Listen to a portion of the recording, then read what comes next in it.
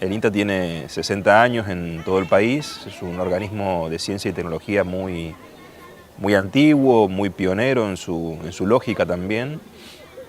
Y así como hace investigación, también hace comunicación comunitaria y extensión, ¿no? Es decir, comparte los saberes que genera, o los conocimientos, o las tecnologías que genera con el sector productivo y con las comunidades rurales, que es mucho más amplio. Entonces, desde ese lugar nosotros pensamos esta actividad, ¿no? de poder encontrarnos a partir del audiovisual, y así surge en función también de un montón de búsquedas previas, esto que hoy conocemos como Festival Regional de Cine Rural, ¿no? Hay un trabajo muy fuerte que iniciamos con el nodo audiovisual de los polos audiovisuales tecnológicos, una experiencia inédita para la República Argentina, y donde además como INTA, como productores de contenido audiovisual rural, formamos parte de esa mesa de realizadores, ¿no? Y allí conocimos un montón de historias que empezamos a darnos cuenta que no se habían visto. Y un poco la génesis del espacio es ese, ¿no? Poner una pantalla, convocar a las escuelas rurales, que nosotros ya veníamos haciendo un trabajo de vínculo muy fuerte con las escuelas. Es un placer venir al Festival de Cine Rural, nos parece muy importante justamente tener este tipo de espacios, creo que es medio que el único en la provincia donde podemos expresarnos y mostrar un poco lo que hacemos en la escuela, y este año quisimos también traer para mostrar lo que es una EFA.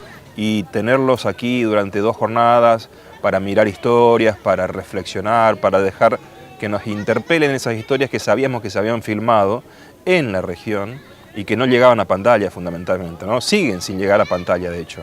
Entonces, nuestra humilde pantalla es una alternativa a esa grieta entre la producción de contenido y la circulación de ese contenido. Y de algún modo estamos dando esa lucha, esa pelea, esa resistencia, porque ya han pasado más de 3.000 jóvenes por estas 3 ediciones. Esta que estamos transitando tuvo un primer día muy interesante, de convocatoria, y además uno va encontrando también en esa interpelación un silencio que propone el espectador, que es un niño, que es un joven, que es un docente, que no encuentra en otros espacios, ¿no? Yo creo que tiene que ver con la narrativa que se propone, tiene que ver con los sonidos, con la música, con las historias, fundamentalmente con el paisaje, ¿no? Hay una descripción narrativa desde el paisaje que inmediatamente conectamos con eso.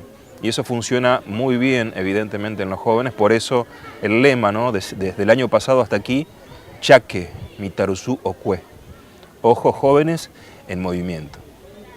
Cada vez que pasa el festival hacemos un proyecto de itinerancia en la medida en que podemos circular con el material en las escuelas que por ahí no pudieron venir, o por ahí no pudieron venir con todos los pibes.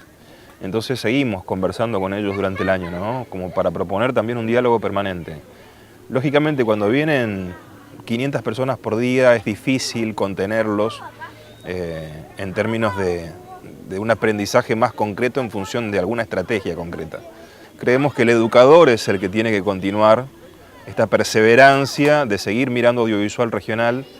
Se puede llevar los materiales porque nosotros se los vamos a dar, o vamos a llegar a las escuelas con ese material, y creemos también que el educador es el que está todos los días, es el que conoce la realidad de la región, de la zona, del paraje, de la colonia, del pueblo, del barrio, ¿no?